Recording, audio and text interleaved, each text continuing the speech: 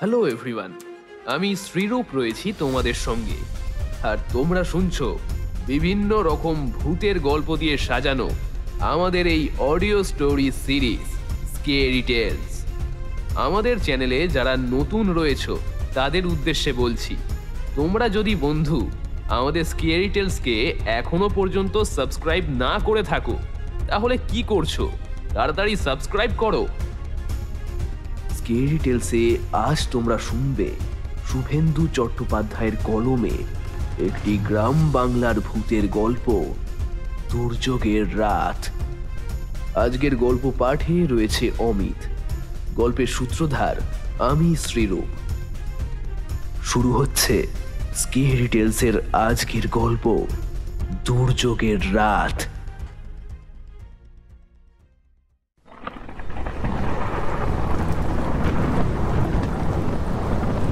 না না, একদম না। আমি কিছুতেই তোকে এই দুর্যোগের রাতে বাড়ির বাইরে পা রাখতে দেব না। তুই কি জানিস না আজকে সেই অশুভ রাত, যে রাতে বিগত 5 বছর আগেই গ্রামের কিছু মানুষ ওই শয়তান ডাইনিটাকে বটতলার ওই বট গাছটার সাথে বেঁধে আগুন লাগিয়ে পুড়িয়ে মেরেছিল।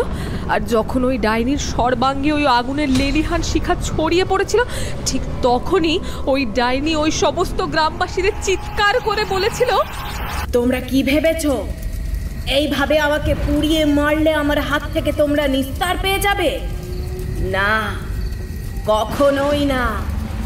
আমি আবার ফিরে আসবো এই গ্রামে। আর এক এক করে তোমাদের সবার উপর আমি আমার এই নির্মম মৃত্যুর প্রতিশোধ তুলব। আমার শয়তানি তন্ত্র সাধনার শক্তি তোমাদের জীবনকে নরক বানিয়ে তুলবে। কেউ রেহাই পাবে না, কেউ না। আমি ফিরে আসবো, আবার ফিরে আসবো। তৈরি থেকো, তোমরা তৈরি থেকো।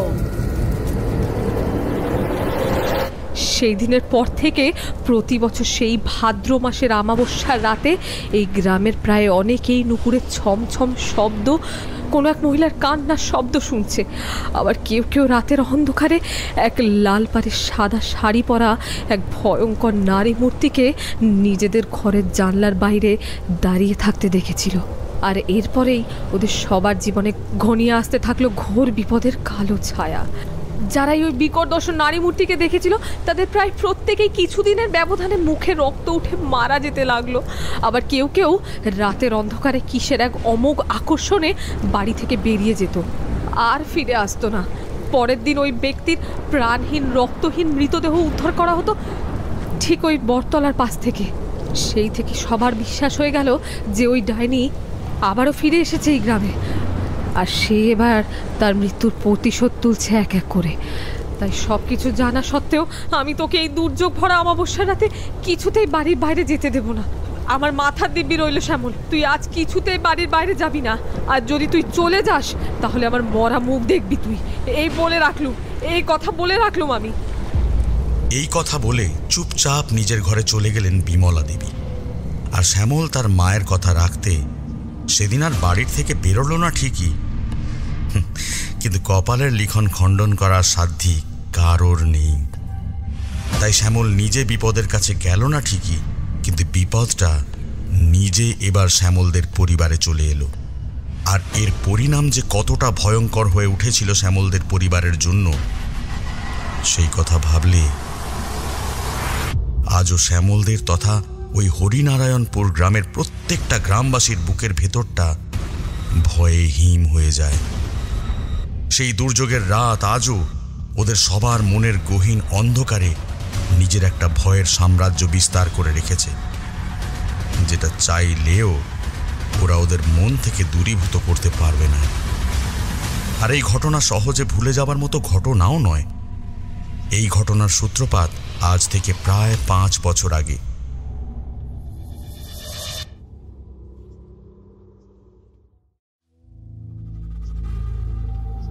বর্ধমান জেলার এক প্রত্যন্ত গ্রাম হরিনারায়ণপুর।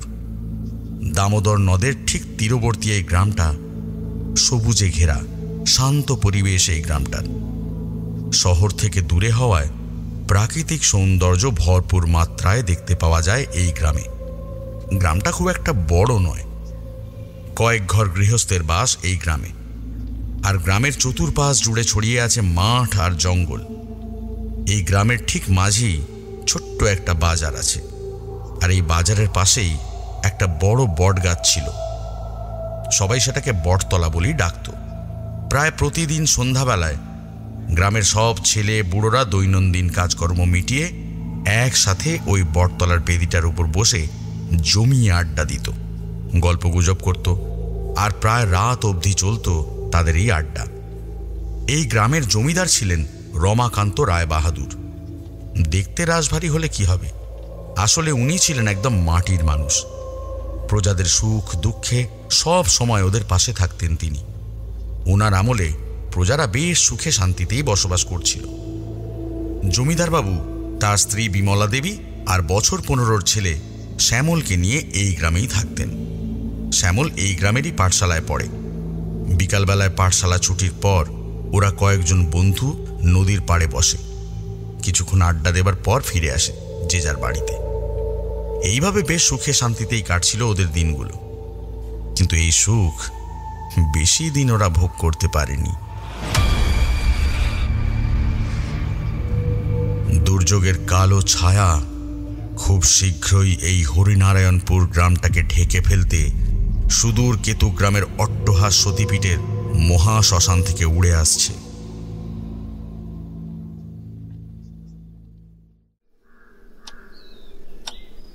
একদিন সকালে জমিদার বাবুর কাছে একটা চিঠি এলো, আর সেই চিঠিটা ছিল জমিদার বাবুর একমাত্র বোন তারাবতীর। সেই চিঠিতে লেখা ছিল, শ্রীচরণের সুদাদা, আশা করি তোমরা সবাই কুশলেই আছো। আমাকে নিশ্চয়ই ভুলে গেছো তুমি। হ্যাঁ, সে ভালোই করেছ, আমাকে ভুলে গেছো। আমার মতো ডাইনিকে কেই বা মনে রাখতে চায়। আর তাই তো আমার আপনজনেরা তোমরা সবাই আমাকে ত্যাগ দিয়েছিলে। যাক সেসব কথা। তুমি তো জানোই ছোটবেলা থেকেই তন্ত্রমন্ত্রের প্রতি আমার এক গভীর ভালোবাসা ছিল। আর সেই জন্যই যখন আমরা আমাদের দেশের বাড়ি মেদিনীপুরে ছিলাম, তখন ওই বাড়িতেই নিজের ঘরে লুকিয়ে লুকিয়ে রাতের অন্ধকারে তন্ত্রবিদ্যার অভ্যাস করতাম। কিন্তু একদিন বাবা সবটা জানার পর আমাকে আর আমার ওই তন্ত্রবিদ্যার উপাচারগুলোকে বাড়ির থেকে বের করে দেয়। আর সেই দিন থেকেই আমি আর তোমাদের সাথে যোগাযোগ রাখতে পারিনি। মনের দুঃখে তোমাদের সবাইকে ছেড়ে আমি চলে যেতে বাধ্য হয়েছিলাম। এইভাবে বাড়ি থেকে এক কাপড়ে বেরিয়ে আসার পর আমি বুঝতে পারছিলাম না যে কোথায় যাব, কি করব। এমন সময় একদিন যখন আমি উদ্দেশ্যহীনের মতো পথে পথে ঘুরছিলাম, ঠিক তখনই আমার সাথে দেখা হলো এক তান্ত্রিক সন্ন্যাসীর। আর সে আমাকে দেখার পর আমাকে নিজের কাছে ডাকলেন। আর আমিও তখন অত কিছু না ভেবে গেলাম ওনার কাছে। আমাকে নিজের সামনে বসিয়ে উনি আমাকে বললেন,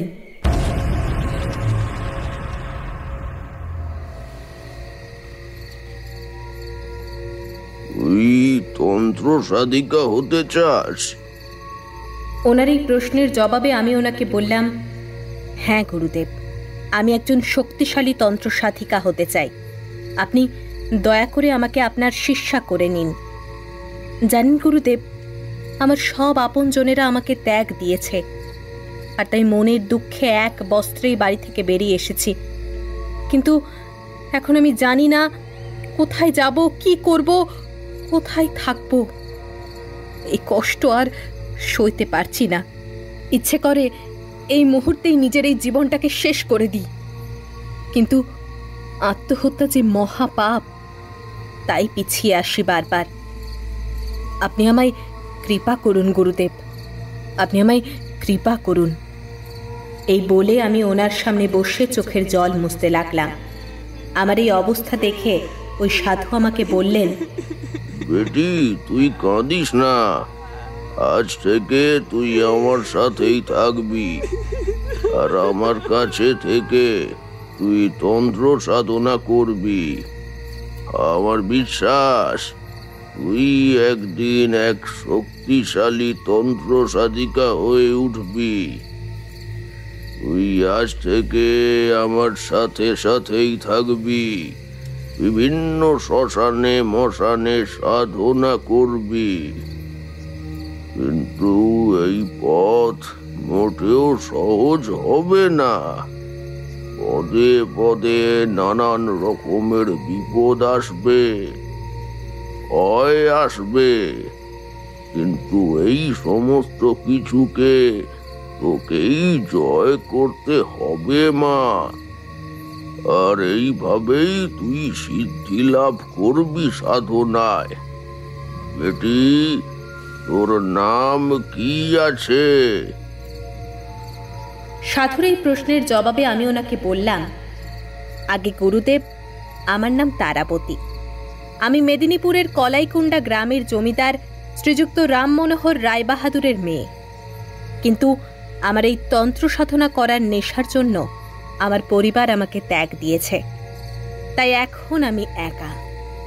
আমার কথা শোনার পর গুরুদেব আমাকে বললেন, আমি এখন কাশীতে চলেছি তন্ত্র সাধনা করতে। কাশীর মণিকর্ণিকা ঘাটের মহাশ্মশান তন্ত্র সাধনার জন্য এক উৎকৃষ্ট স্থান।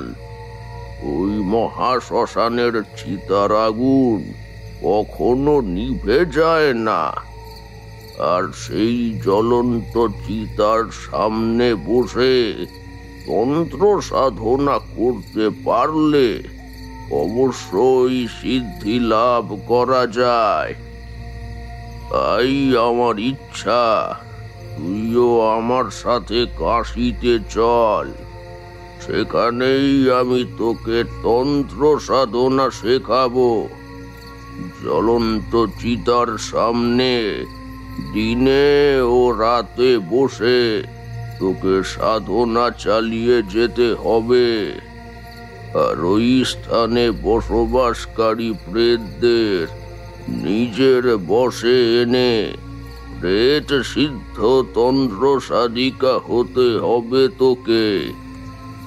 আর যদি তুই একবার প্রেত সিদ্ধ হতে পারিস, তাহলে তুই তোর ওপর হওয়া সমস্ত অন্যায়ের প্রতিশোধ নিতে পারবি। তখন সবাই তোকে ভয় পাবে, তোর দিকে চোখ তুলে তাকানোর সাহস পর্যন্ত পাবে না কেউ। যখন যা ইচ্ছা তখন তাই করতে পারবি তুই। চল, এবার আমার সাথে কাশীর উদ্দেশ্যে চল। ভুলে যা তোর অতীত জীবন, নতুন জীবনের পথে এগিয়ে চল। এরপর আমি আর গুরুদেব ট্রেনে করে কাশীর উদ্দেশ্যে রওনা দিলাম। এইভাবে জীবনে প্রথম একা একা ট্রেনে করে এক অপরিচিত সাধুর সঙ্গে চলেছি কাশীর পথে। জানি না ভাগ্যে কি আছে, কিন্তু এখন আর পিছিয়ে আসার পথ নেই, কারণ আমি আমার জীবনে তন্ত্র সাধনাকে সবথেকে বেশি গুরুত্ব দিয়ে এসেছি। আর তাই এই তন্ত্র সাধনার জন্য যদি আমার প্রাণটাও চলে যায়, তাতেও আমার কোনো দুঃখ থাকবে না। তন্ত্র সাধনার জন্যই আমার এই জীবন। এই সমস্ত ভাবতে ভাবতে আমি ঘুমিয়ে পড়েছিলাম। ঘুম ভাঙল সাধুজির ডাকে। ঘুম থেকে উঠে আমি দেখলাম সকাল হয়ে গেছে, আর সাধুজি আমাকে বলছেন, বেটি, আমরা কাশী ধামে এসে পড়েছি। তুই তোর জিনিসপত্র সব গুছিয়ে আমার সাথে নেমে পড়। সাধুজির কথা শুনে আমি তাড়াতাড়ি আমার সব জিনিসপত্র গুছিয়ে নিয়ে নেমে পড়লাম ট্রেন থেকে। এবার সাধুজি আমাকে সাথে নিয়ে স্টেশন থেকে বেরিয়ে হাঁটতে শুরু করলেন গঙ্গার ঘাটের উদ্দেশ্যে। এইভাবে বেশ কিছুটা সময় হাঁটার পর আমরা একটা সরু গলির মধ্যে প্রবেশ করলাম। আর এই গলির ভেতর প্রবেশ করার পর আমি দেখতে পেলাম আমাদের পাশ দিয়ে একদল শববাহক মুখে রাম নাম সত্য হ্যায়, রাম নাম সত্য হ্যায় বলতে বলতে আর খই ছড়াতে ছড়াতে এগিয়ে চলেছে। আর ওদের চারজনের কাঁধের উপর ছিল একটা খাটিয়া, আর সেটার উপর সাদা কাপড়ে মোড়ানো ছিল একটা মৃতদেহ। ওইদিকে তাকিয়ে সাধুজি আমাকে বললেন, বেটি, আমরা প্রায় মণিকর্ণিকা ঘাটের শ্মশানের কাছাকাছি এসে পড়েছি। আর এই বাঁকটা ঘুরলেই সামনেই গঙ্গার ঘাট, আর সেখানেই মণিকর্ণিকা ঘাট মহাশ্মশান, তোর সাধন ক্ষেত্র। এরপর একটা সময় পর ওই গলিটা শেষ হবার পর আমাদের সামনে দৃশ্যমান হলো গঙ্গার ঘাট আর স্রোতস্বিনী মা গঙ্গা। আমরা এগিয়ে গেলাম ঘাটের দিকে। ঘাটে পৌঁছানোর পর সাধুজি আমাকে বললেন, বেটি, এটাই সেই মণিকর্ণিকা মহাশ্মশান। চারিদিকে তাকিয়ে দেখ, শুধু সাদা সাদা চিতাভস্ম পড়ে আছে, আর এখানকার হাওয়ায় বাতাসে ভেসে বেড়ায় সেই সমস্ত অশ্মি ভস্মের গন্ধ। যেন মনে হয় এই স্থান কোনো জীবিত জগতের স্থানই নয়, এই জায়গা কেবল বিদেহী আত্মার প্রেতদের স্থান। আর ওরাই যুগ যুগ ধরে এই স্থানেই বিচরণ করে বেড়ায়। আর তোকে এই স্থানেই বসে নিজের সাধনা করে যেতে হবে, তাহলেই তুই প্রেত সিদ্ধ তন্ত্র সাধিকা হতে পারবি। এরপর সেদিন মধ্যরাত থেকেই আমি গুরুদেবের সাথে মণিকর্ণিকার মহাশ্মশানের চিতার উপর বসে তন্ত্র সাধনা করতে শুরু করলাম। প্রথম সাধনা চলাকালীন সময়ে নানা রকমের অশরীরী আত্মাদের উপস্থিতি অনুভব করতে পারতাম। মনে হতো তারা যেন সবাই আমাকে মারতে আসছে। আবার কখনো চাপা কান্নার শব্দ, অট্টহাসির শব্দ শুনতে পেতাম। এইসব জিনিসে প্রথম দিকে ভয় লাগতো ঠিকই, কিন্তু যখন ধীরে ধীরে সাধনার গভীরে প্রবেশ করতে লাগলাম, ততই আমি শিখতে লাগলাম কিভাবে এই প্রেতেদের নিজের বশে আনতে হয়। আর একটা সময় পর আমি ওই প্রেতদের নিয়ে নিজের বশে আনতে সক্ষম হয়ে গেলাম। আমার গুরুদেব আমাকে এরপর মারণ, উচাটন, স্তম্ভন, বশীকরণ, বান চালানোর মতো ভয়ঙ্কর তন্ত্রক্রিয়াগুলোর জ্ঞান দিলেন বেশ কিছু বছর ধরে। আর এইভাবে আমি ধীরে ধীরে প্রেতসিদ্ধা তন্ত্র সাধিকা হয়ে উঠলাম। এবার একদিন আমার গুরুদেব আমাকে বললেন, বেটি, আজ থেকে তোর নতুন নাম হলো মণিকর্ণিকা। ভুলে যা তারাবতীকে। আজ থেকে তারাবতী মৃত। এখন থেকে সবাই তোকে প্রেত সিদ্ধা, শ্মশান সিদ্ধা, মণিকর্ণিকা মা বলে চিনবে। এবার তুই এখান থেকে কাটোয়ার কেতু গ্রামের অট্টহাস সতীপীঠের মহাশ্মশানে চলে যা, আর ওখানেই নিজের শেখা তন্ত্র বিদ্যাগুলোর অভ্যাস শুরু কর। আর ঠিক সময় মতো প্রতিশোধ তুলিস সেই সব মানুষদের উপর যারা একদিন তোকে ত্যাগ দিয়েছিল, কেড়ে নিয়েছিল তোর থেকে তোর সমস্ত অধিকার। তুই ওদের কোনোদিনও ক্ষমা করবি না। ওদের পদে পদে বুঝিয়ে দিস যে ওরা তোকে নির্যাতন দিয়ে তোকে তোর প্রাপ্য অধিকার থেকে বঞ্চিত করেছিল। যা, এবার তুই কেতু গ্রামে চলে যা। কাশীর মণিকর্ণিকা ঘাটে তোর সাধনা শেষ হয়েছে। এরপর আমি ওখান থেকে ফিরে আসি বাংলায়। আর এখানে ফিরে আমি কাটোয়ার কেতু গ্রামের অট্টহাস সতীপীঠ সংলগ্ন মহাশ্মশানে নিজের আস্তানা গড়ে তুলি। আর সেখানে গুরুদেবের শেখানো সাধন প্রক্রিয়াগুলোর অভ্যাস শুরু করি। আর আজ প্রায় বছরখানেক সময় হয়ে গেল আমি এই কেতু গ্রামেই আছি। এরই মাঝে আমি খবর পেয়েছিলাম যে তুমি সংসারী হয়েছ আর কলাইকুণ্ডার জমিদার বাড়ি ছেড়ে সপরিবারে বর্ধমানের হরিনারায়ণপুর গ্রামে এসেই থাকছ। তা বেশ ভালোই করেছ। আমারও অনেক দিনের ইচ্ছা তোমাদের সবার সাথে দেখা করার, আর তাই আমি ঠিক করেছি এর মধ্যে একদিন তোমাদের গ্রামে আসব আর তোমাদের সাথে কয়েকটা দিন কাটিয়ে তারপর আবার ফিরে যাব কেতুগ্রামে। চিন্তা করো না দাদা, আমি তোমাদের কোনো ক্ষতি করব না, শুধুমাত্র তোমাদের সাথে দেখা করতেই আসবো আমি। সেই সাথে আর কিছুদিন তোমাদের কাছে থেকে আবার চলে যাব। ইতি, তোমার একমাত্র আদরের বোন তারাবতী।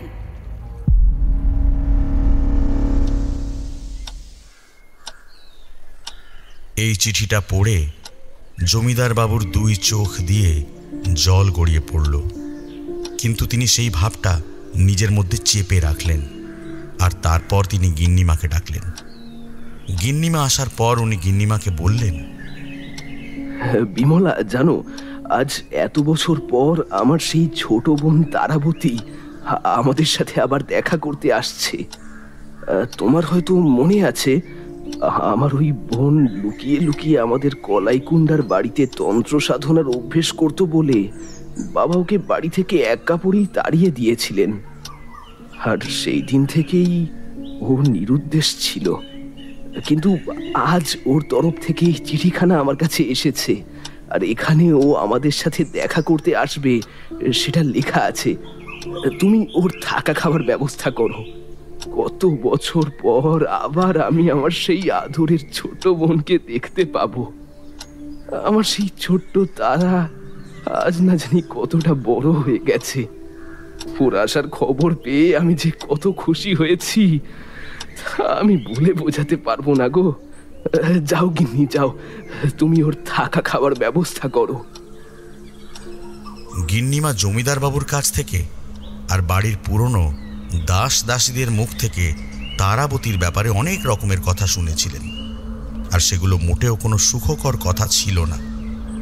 যত রাজ্যের ভূত প্রেত পিশাচ জাদুটোনার ওপর ছোট থেকেই ওর বড় ঝোঁক ছিল, আর সেইখান থেকেই সে লুকিয়ে লুকিয়ে বাড়ির মধ্যেই তন্ত্র সাধনার অভ্যাস শুরু করেছিল। কিন্তু একদিন ও ওর বাবার হাতে ধরা পড়ে যাওয়ার পর ওর বাবা ওকে এক বস্ত্রেই ওই সমস্ত জিনিসপত্র সমেত বাড়ি থেকে বের করে দেয়, আর তারপর থেকে ওর ব্যাপারে আর কোনো দিন কেউ মাথা ঘামায়নি।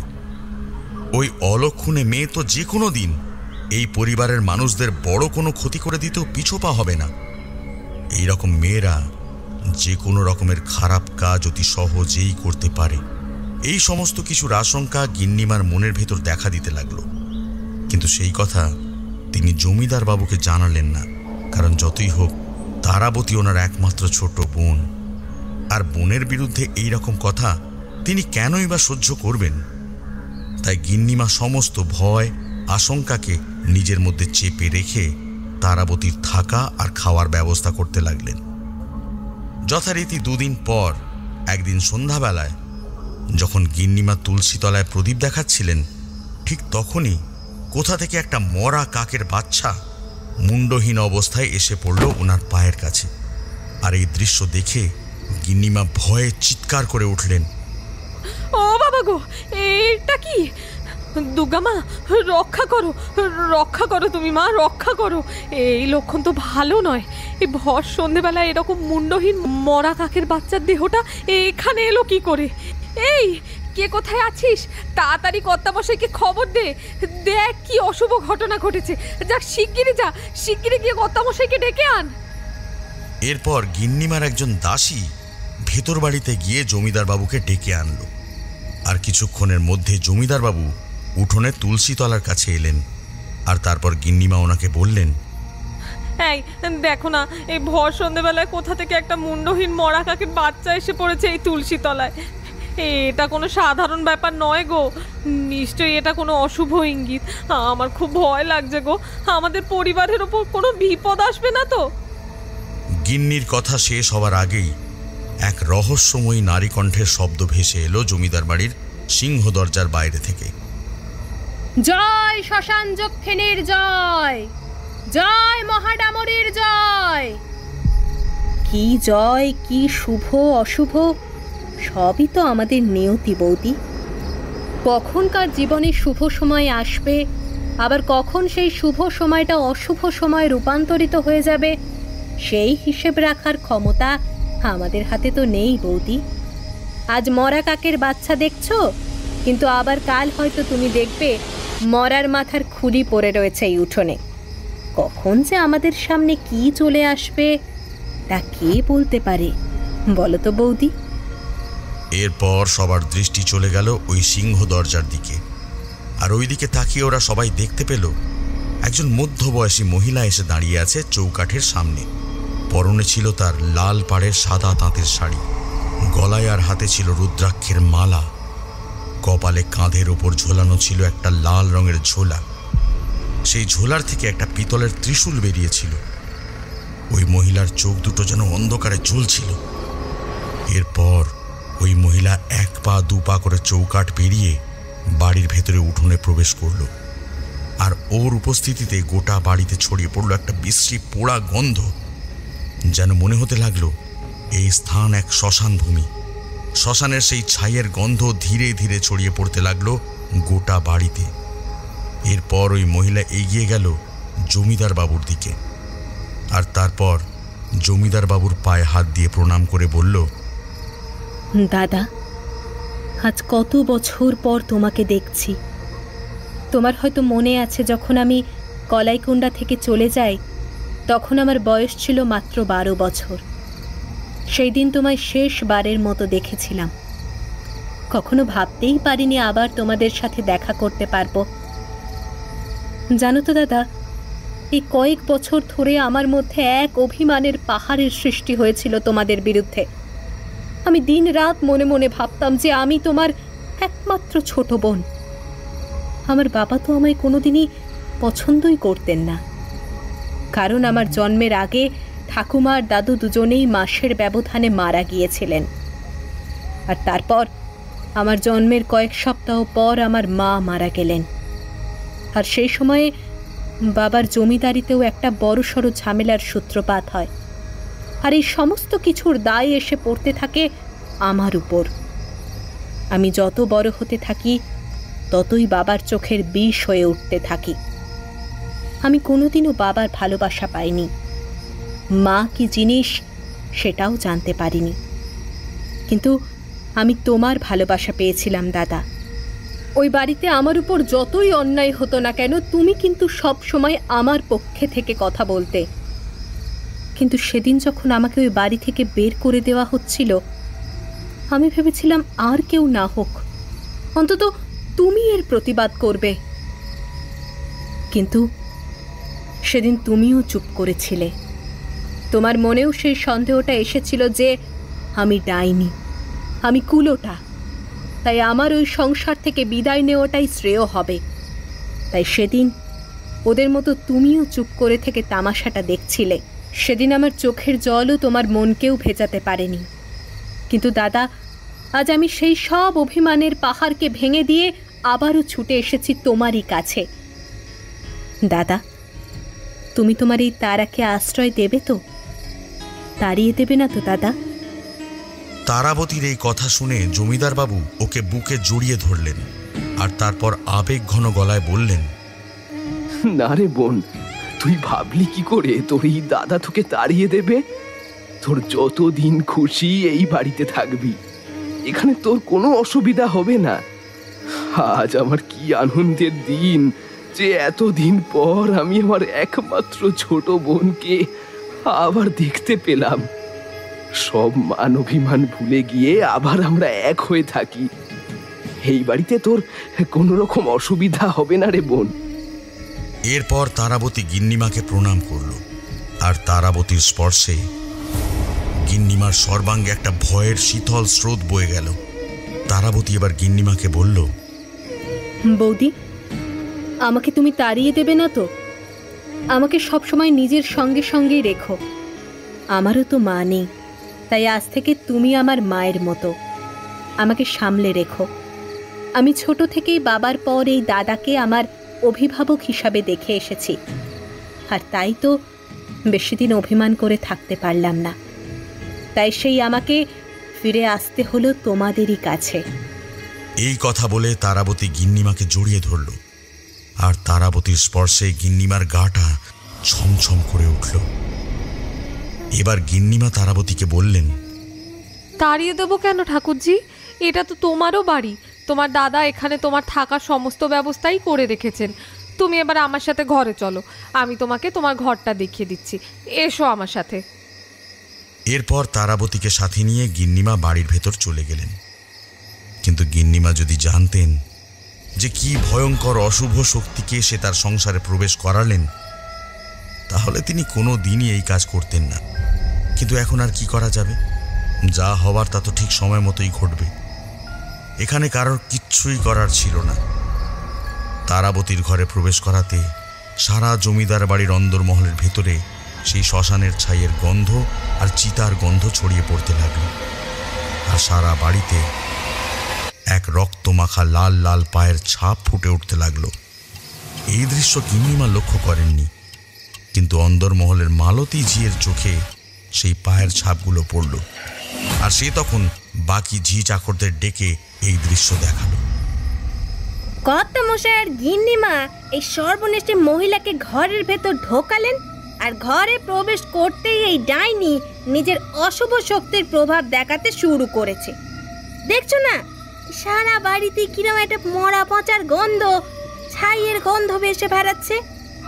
লক্ষণ কিন্তু আমার ভালো ঠেকছে না। আমি তো জানি এই মহিলা কি রকম প্রকৃতি। কারোর ভালোই মহিলা দেখতে পারে না সেই ছোটবেলা থেকে। আমার মা এই বাবুদের বাড়িতে অনেক বছর ধরে কাজ করছিল, আর আমি তার মুখ থেকেই শুনেছিলাম ছোট বয়স থেকে এই মহিলা ভূত প্রেতদের সাথে কথা বলতো। রাতের অন্ধকারে একা একা শ্মশানে মশানে ঘুরে বেড়াতো, নিজের মনে মনেই বিকৃত স্বরে হাসতো। রাত বিরেতে অপার্থিব স্বরে সংস্কৃত ভাষায় মন্ত্র পাঠ করত। মরার খুলি নিয়ে এসে ঘরে বোঝাই করত। এই সবের থেকে রেহাই পেতে কর্তামশাইয়ের বাবা ঠাকুরদা এই মেয়েকে বাড়ি থেকে দূর করে দিয়েছিল। তখন এই মহিলার বয়স ছিল মাত্র 12 বছর। তারপর থেকেই নিরুদ্দেশ হয়ে যায় এই মহিলা। আর আজ কত বছর পর আবার কেন এই মহিলা এই বাড়িতে ফিরে এসেছে সেটাই আমি বুঝতে পারছি না। আমার খালি একটাই ভয়, এই মহিলা এই বাড়ির আর এই গ্রামের যেন কোনো ক্ষতি না করে। এ মা দুর্গা, তুমি সব রক্ষা করো। এই কথা শেষ হতে না হতেই ওরা এবার দেখতে পেল এক রহস্যময় ছায়ামূর্তি বাহির বাড়ির সিঁড়ি দিয়ে ওই রক্তমাখা পায়ের ছাপকে অনুসরণ করতে করতে দোতলার অন্দরমহলের দিকে এগিয়ে যেতে লাগলো নিঃশব্দে।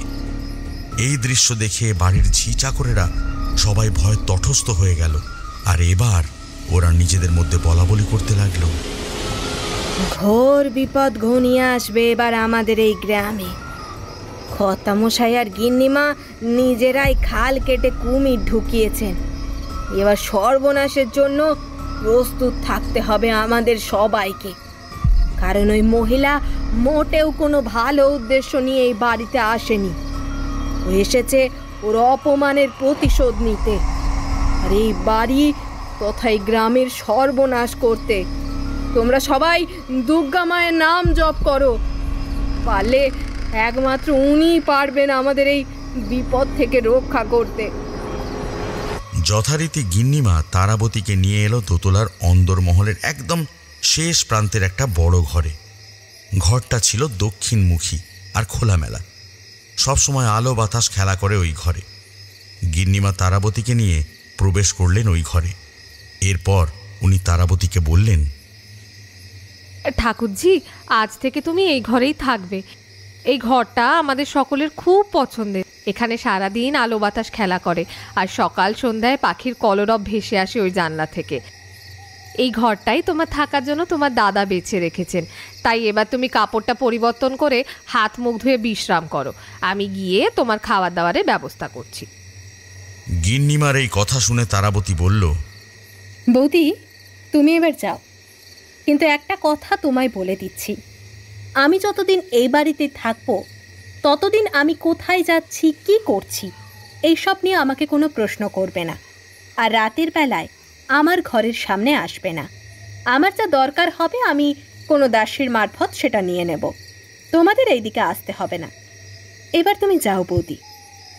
এই কথা শুনে গিন্নিমার মনে একটা অজানা ভয়ের সৃষ্টি হলো, কিন্তু সেটা তিনি নিজের মনেই চেপে রেখে দিলেন। চুপচাপ ওই ঘর থেকে বেরিয়ে গেলেন। উনি বেরিয়ে যাওয়ার পর তারাবতী ঘরের দরজাটা বন্ধ করে দিল, আর তারপর একটা রহস্যময় হাসি হেসে নিজের মনে মনেই বলে উঠল, গুরুদেব, আমি চলে এসেছি সেই স্থানে যেখানে একদিন আমাকে অপমান করে গলা ধাক্কা দিয়ে বের করে দেওয়া হয়েছিল। আমি এবার আমার প্রতিশোধ তুলব, আমার সেই অপমানের প্রতিশোধ তুলব। আমার এত বছরের সাধনা এবার সফল হবে। আমি আমার সাধনার শক্তি দিয়ে এই পরিবার সহ গোটা গ্রামের মানুষদের জীবনকে নরক বানিয়ে তুলব। আর আমার এই কাজে যদি আমায় কেউ বাধা দিতে আসে তাহলে তাকে সমূলে উৎপাটিত করতেও আমি পিছপা হব না। এরা আমায় ডাইনি ভাবে তো? হ্যাঁ, আমি ডাইনি। পরিস্থিতি আমায় ডাইনি বানিয়েছে, কারণ যে ভালোবাসা আমি মৃত আত্মাদের থেকে পেয়েছিলাম তা আমায় কোনোদিন কোনো জীবিত ব্যক্তি দেয়নি। ঘৃণা করি আমি। গুরুদেব, আপনি আমায় শক্তি দিন যাতে আমি আমার উপর হওয়া সমস্ত অন্যায়ের প্রতিকার করতে সমর্থ হই। শক্তি দিন আমায়, শক্তি দিন আমায় গুরুদেব। এই কথা বলে তারাবতী এক ভয়ঙ্কর অপার্থিব স্বরে উলুধ্বনি দিতে লাগল, আর সেই শব্দে গোটা জমিদার বাড়ি কেঁপে উঠল। আর এই শব্দ শুনে আশেপাশের জঙ্গলের ভেতর থেকে শেয়াল আর হায়নাদের দল সমস্বরে চিৎকার করে উঠল। পবিত্র উলুধ্বনি কেমন বিকৃত ভয়ঙ্কর রূপ যে নারী দিতে পারে সে আর যাই হোক, লক্ষ্মীযুক্ত মাতৃরূপা নারী তো একদমই হতে পারে না। আর সে নিঃসন্দেহেই একজন ডাইনি, পিশাচিনী। আর এই সময়ে তারাবতী ওরফে মণিকর্ণিকা মায়ের এই ডাইনি উপাধিটা যে একদম ঠিক সেটা প্রমাণিত হতে লাগলো। এদিকে গিন্নিমা যখন রান্নাঘরে তারাবতীর জন্য রাতের খাবারের জোগাড় করছিল, ঠিক তখনই মালতী ঝি চুপি চুপি রান্নাঘরে এসে গিন্নিমাকে বলল, গিন্নিমা, আপনার সাথে আমার কিছু জরুরি কথা আছে, যদি অভয় দেন তো বলতে পারি। মালতীর এই কথা শুনে গিন্নিমা ওকে বললেন, হ্যাঁ বল, কি কথা আছে তোর? জানেন গিন্নিমা, আপনি হয়তো বিশ্বাস করবেন না, কিন্তু আজ সন্ধেবেলায় আপনি যখন দিদিকে নিয়ে ভেতর মহলের দিকে যাচ্ছিলেন, ঠিক তখনই আমি দেখলাম দিদি যেই যেই জায়গাগুলোর উপর দিয়ে হেঁটে যাচ্ছিল ঠিক সেই জায়গাগুলোর উপর এক রক্তমাখা লাল লাল পায়ের ছাপ ফুটে উঠেছিল। আর শুধু তাই নয়, আপনারা যখন সিঁড়ি দিয়ে উপরে উঠে যাচ্ছিলেন ঠিক তখনই আমরা কয়েকজন ঝি দেখতে পেয়েছিলাম এক দীর্ঘদেহী ছায়া মূর্তিকে আপনাদের সঙ্গে উপরে উঠতে। আমার খুব ভয় লাগছে গিন্নিমা, আপনারা দয়া করে দিদিকে এই বাড়ি থেকে সরিয়ে দিন। উনি যেখান থেকে এসেছেন ওখানে ওনাকে ফিরে যেতে বলুন। আর আপনি হয়তো শুনেছেন কিছুক্ষণ আগে এক ভয়ঙ্কর উলুধ্বনির শব্দ ভেসে আসছিল অন্দরমহলের ওই ঘরটার থেকে যেখানে দিদি রয়েছেন। এই সমস্ত সংকেতগুলো কিন্তু মোটেও ভালো নয় গিন্নিমা। আপনার ছেলেপুলের সংসার কখন কি অনিষ্ট হয়ে যাবে তা কে জানে বলুন। আর আপনি তো জানেন দিদি মোটেও কোনো ভালো কাজের সাথে যুক্ত নন।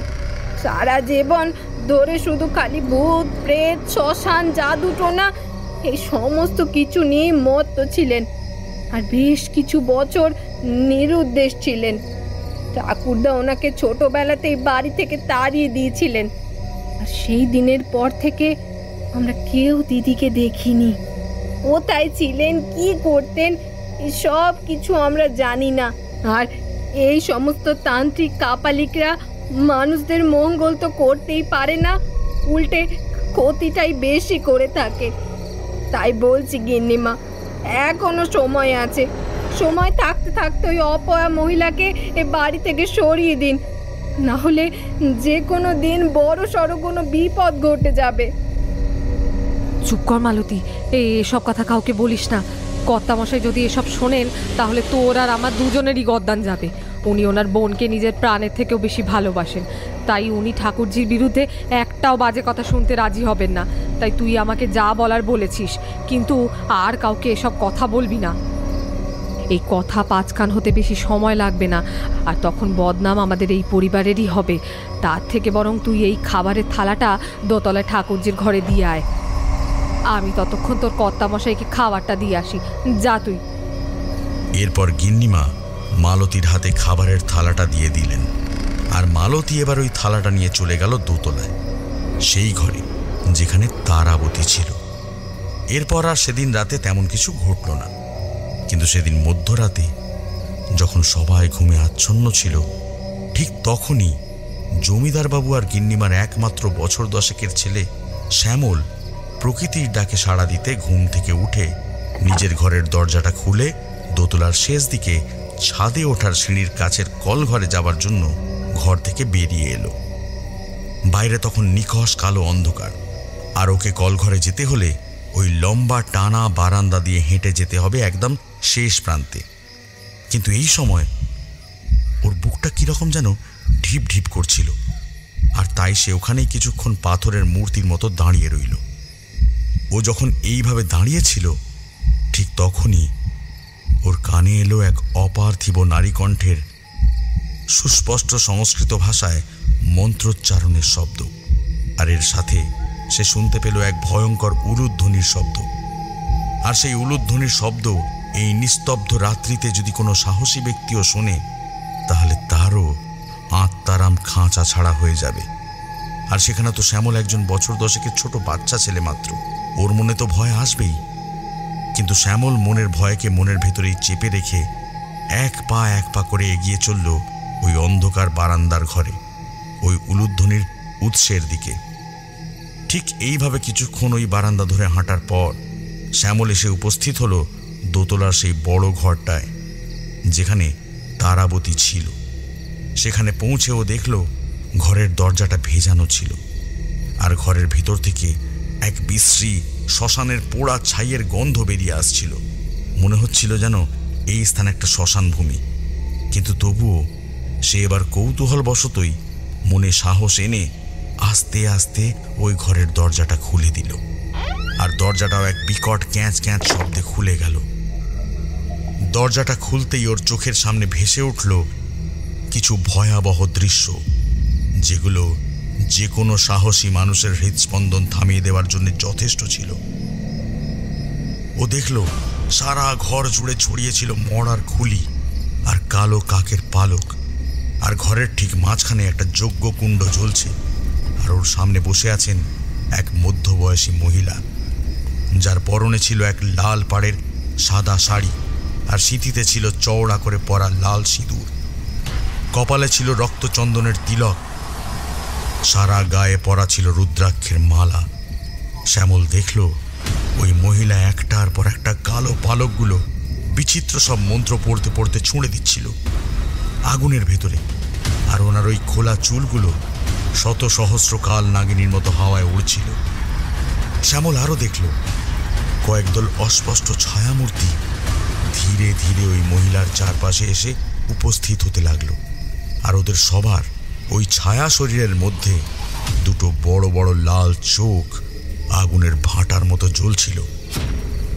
ওদের উদ্দেশ্যে এবার ওই মহিলা বললেন, শোন, তোরা সবাই এই গ্রামের সর্বনাশ করতে শুরু কর, কারণ আমি জানতে পেরেছি যে এই গ্রামের বেশ কিছু মানুষ আমার উপস্থিতি সহ্য করতে পারছে না। বিশেষ করে মালতী নামে একজন মেয়ে, ও আমার ব্যাপারে মোটামুটি সব কিছুই জেনে গেছে, তাই আর ওকে বাঁচিয়ে রাখা যাবে না। তাই তোরা আগামীকাল মধ্যরাতের মধ্যেই মালতীকে চিরদিনের মতো এই পৃথিবী থেকে সরিয়ে দিবি, আর তারপর থেকেই শুরু করবি তোরা তোদের তাণ্ডব। এতদিন তোরা কাশীর মণিকর্ণিকা ঘাটের শ্মশানেই আবদ্ধ ছিলিস, কিন্তু আজ থেকে তোরা মুক্ত। এবার তোরা বিনা কোনো বাধায় ছড়িয়ে পড়ে এই গ্রামের হাওয়ায় বাতাসে, আর তাণ্ডব শুরু কর তোরা এই গ্রামে। কিন্তু তার আগে তোরা চেয়ে দেখ, একজন অতিথি এসেছে দরজার সামনে তোদের দেখতে। তোরা ওকে নিয়ে আয় আমার কাছে, আমি ওর অতিথি সৎকার করি। যা, ওকে নিয়ে আয় আমার কাছে। আমাদের এই রহস্যময় জগৎ সম্পর্কে সমস্ত কিছু এই অতিথি জেনে গেছে, তাই এবার ওর মুখ বন্ধ করার সময় চলে এসেছে।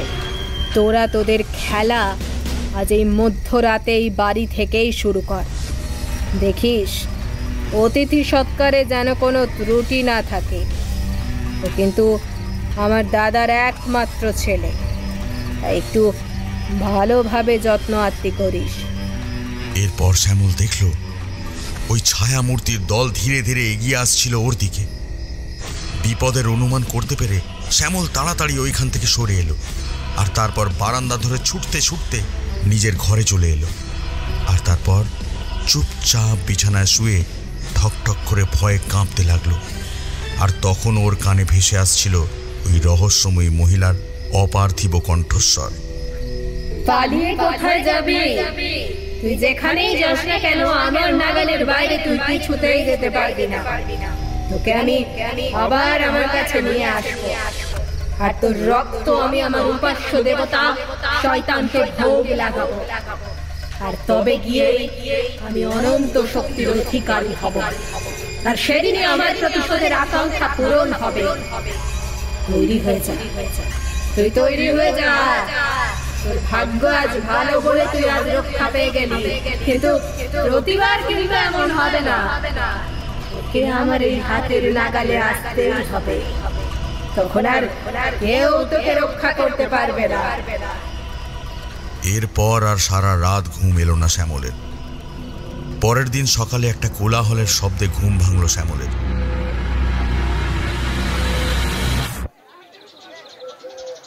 ঘুম থেকে উঠে এসে দেখল বাহির বাড়ির থেকে সেই কোলাহলের শব্দটা আসছে। তাই এবার সে তাড়াতাড়ি ঘর থেকে বেরিয়ে বাইরে দোতলার বারান্দায় এসে দাঁড়ালো। আর তারপর নিচে তাকিয়ে দেখল বাহির বাড়ির উঠোনে কয়েকজন গ্রামবাসী এসে উপস্থিত হয়েছে, এবং তাদের মধ্যে একজন বউও ছিল। আর সেই বউয়ের হাতে ধরা ছিল এক শিশুর নিথর রক্তশূন্য মৃতদেহ।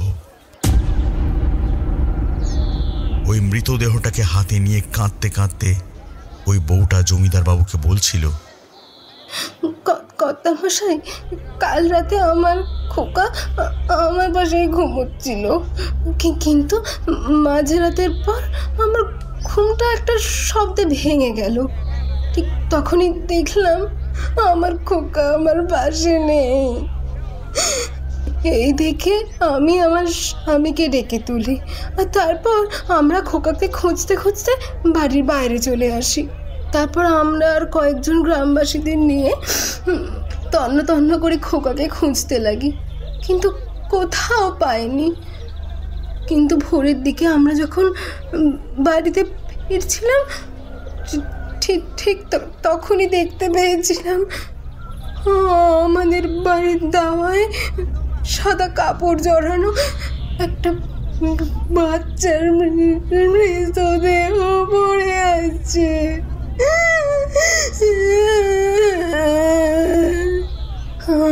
আমি আর আমার স্বামী ওই মৃতদেহটার দিকে এগিয়ে যাই। যখন আমরা ওই মৃতদেহটার পাশে এসে উপস্থিত হলাম, ঠিক তখনই আমি ওই মৃতদেহের মুখ থেকে কাপড়টা সরিয়ে দিলাম, আর সঙ্গে সঙ্গে আমাদের দুজনের চারপাশ অন্ধকার হয়ে গিয়েছিল। আমরা দেখেছিলাম ওই মৃতদেহ আমাদের খোকার।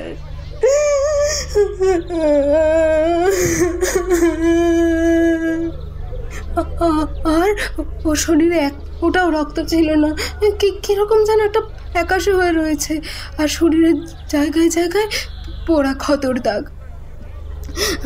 আমরা তাই আপনার কাছে এসেছি প্রতিকার চাইতে। আপনি আমাদের রক্ষা করুন। আমি জানি আমার খোকাকে ফিরে পাবো না, কিন্তু আমার মতো আর কোনো মায়ের কোল যেন খালি হয়ে না যায়। আপনি এর প্রতিকার করুন।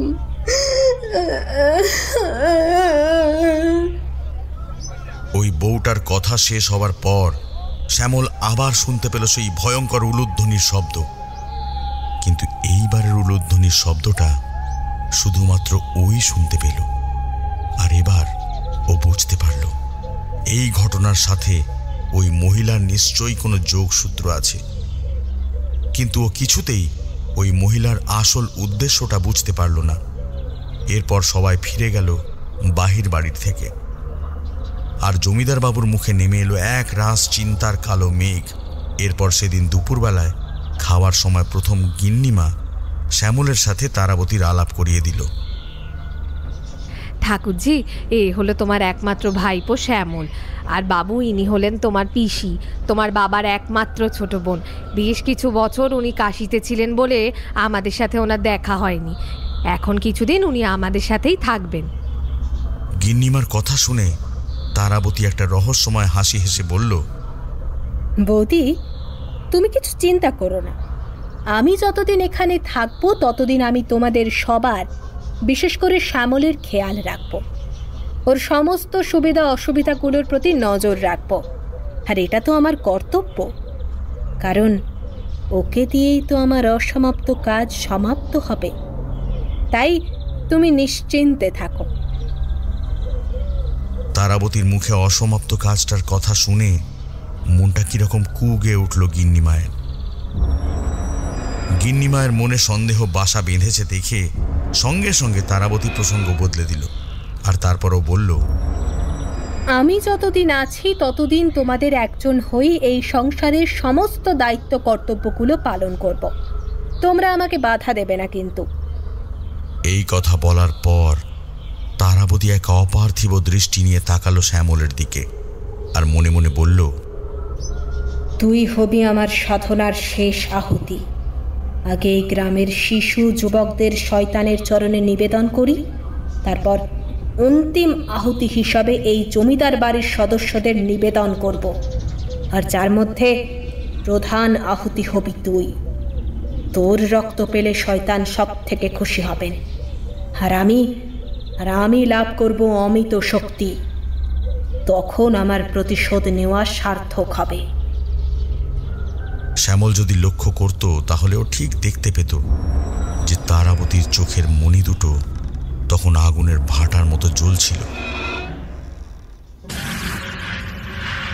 এরপর থেকে প্রায় প্রতি রাতেই শ্যামলের কানে ভেসে আসতো পিসির রক্ত জল করা হাসি, ভয়ঙ্কর উলুধ্বনির শব্দ, আর সেই সঙ্গে বিচিত্র সব ভৌতিক আর্তনাদ।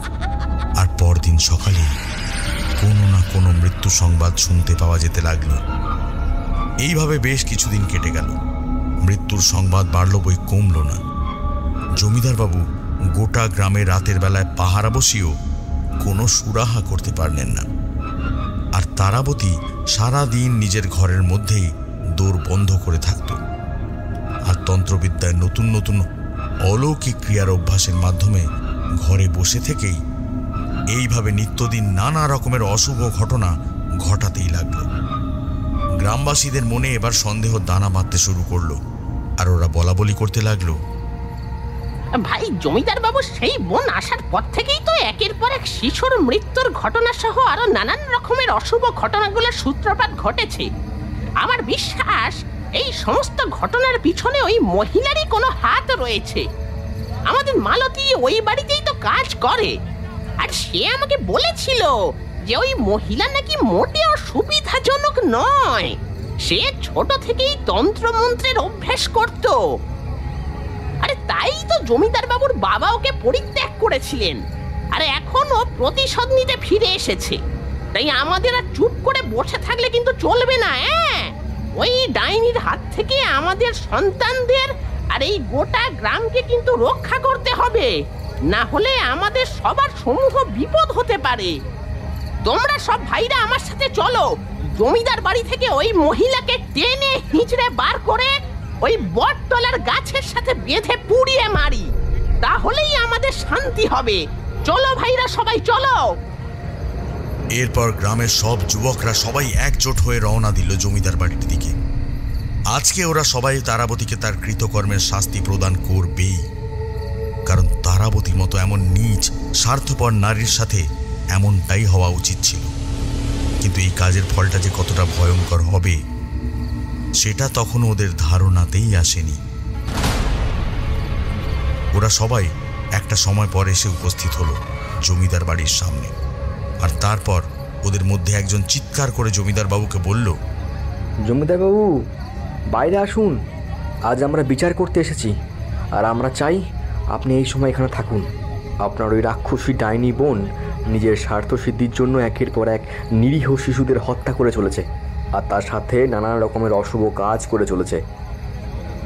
আমরা ওর অত্যাচার অনেক সহ্য করেছি, কিন্তু আর নয়। এবার আমরা নিজেরাই ওকে ওর কৃতকর্মের শাস্তি দেব। আপনি বেরিয়ে আসুন তাড়াতাড়ি। গ্রামের লোকেদের এই হইচইয়ের শব্দ শুনে জমিদারবাবু, গিন্নিমা আর শ্যামল বাইরে বেরিয়ে এলো। আর তারপর জমিদারবাবুর সামনেই গ্রামের এক যুবক প্রবেশ করলো জমিদার বাড়ির অন্দরমহলে। আর তারপর সে সোজা চলে গেল দোতলার অন্দরমহলে, যেখানে তখন নিজের ঘরে গোপন সাধনায় মগ্ন ছিল তারাবতী। ওই যুবক দরজা ভেঙে প্রবেশ করলো ওই ঘরে। প্রবেশ করার পরও দেখল ঘরের চারিদিকে মরার খুলিয়ার হাড়গোড়, মাটির ছোট বড় সূচবিদ্ধ পুতুল, আরও নানাবিধ টোনা টোটকার উপাচার। আর ঘরের ঠিক মাঝখানে চোখ বন্ধ করে বসে আছে তারাবতী, আর ওর সামনে জ্বলছিল এক অগ্নিকুণ্ড। এরপর ওই যুবক তারাবতীর চুলের মুঠি ধরে টানতে টানতে ওকে ঘর থেকে বের করে আনলো। তারাবতী যন্ত্রণায় ছটফট করতে করতে ওই যুবককে বলতে লাগলো, ছেড়ে দে, ছেড়ে দে আমায়। তুই জানিস না আমি কে? আমি প্রেত সিদ্ধ মণিকর্ণিকা মা। আমি চাইলেই এক মুহূর্তেই তোকে ভস্ম করে দিতে পারি। তাই বলছি, বাঁচতে যদি চাস তাহলে ছেড়ে দে, ছেড়ে দে আমায়। কিন্তু সেদিন কোনো কথাতেই কাজ হলো না। ওই যুবক টানতে টানতে তারাবতীকে জমিদার বাড়ির সদর দরজার সামনে এনে ফেলল। বোনের এহেন অবস্থা দেখে জমিদারবাবু হাত জোড় করে ওদেরকে বললেন, তোমরা আমার বোনকে ছেড়ে দাও। ও তন্ত্র সাধনা করে ঠিকই, কিন্তু কারোর ক্ষতিও করতে পারে না। আমি তোমাদের বলছি, তোমাদের কোথাও একটা বোধহয় ভুল হচ্ছে।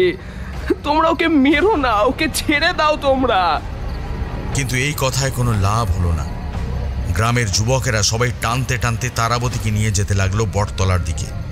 ওদের পেছন পেছন জমিদারবাবু, গিন্নিমা আর শ্যামল ছুটে গেল।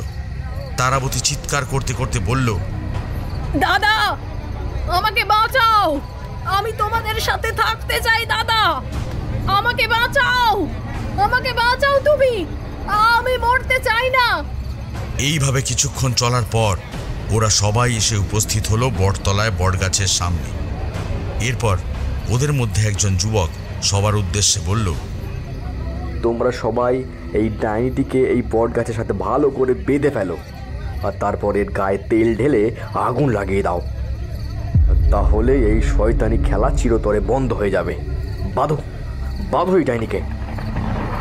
এই কথা শোনার পর কয়েকজন যুবক তারাবতীকে টানতে টানতে নিয়ে গেল গাছের সামনে। আর তারপর ওরা সবাই তারাবতীকে ভালো করে বেঁধে ফেলল এই গাছটার সঙ্গে। তারাবতী তখনও ছটফট করছিল আর বারবার বলছিল, দাদা, আমাকে বাঁচাও, আমি তোমাদের সাথে থাকতে চাই। দাদা, আমাকে বাঁচাও, আমাকে বাঁচাও তুমি, আমি মরতে চাই না। কিন্তু জমিদারবাবু নীরব দর্শকের মতো চুপচাপ দাঁড়িয়েছিল, কোনো কিছুই বলল না। এরপর গ্রামের যুবকদের সবার হাতে জ্বলে উঠল মশাল। ওরা সবাই একসাথে তারাবতীর গায়ে ঢেলে দিল তেল, আর তারপর ওই মশালগুলো ছুঁড়ে দিল ওর দিকে। মুহূর্তের মধ্যেই জ্বলে উঠল ওর শরীরটা। আর এবার একটা গগন বিদারী চিৎকার ভেসে এলো।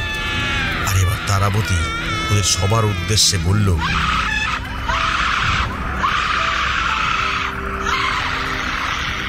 তোমরা কি ভেবেছো এইভাবে আমাকে পুড়িয়ে মারলে আমার হাত থেকে তোমরা নিস্তার পেয়ে যাবে? না, কখনোই না।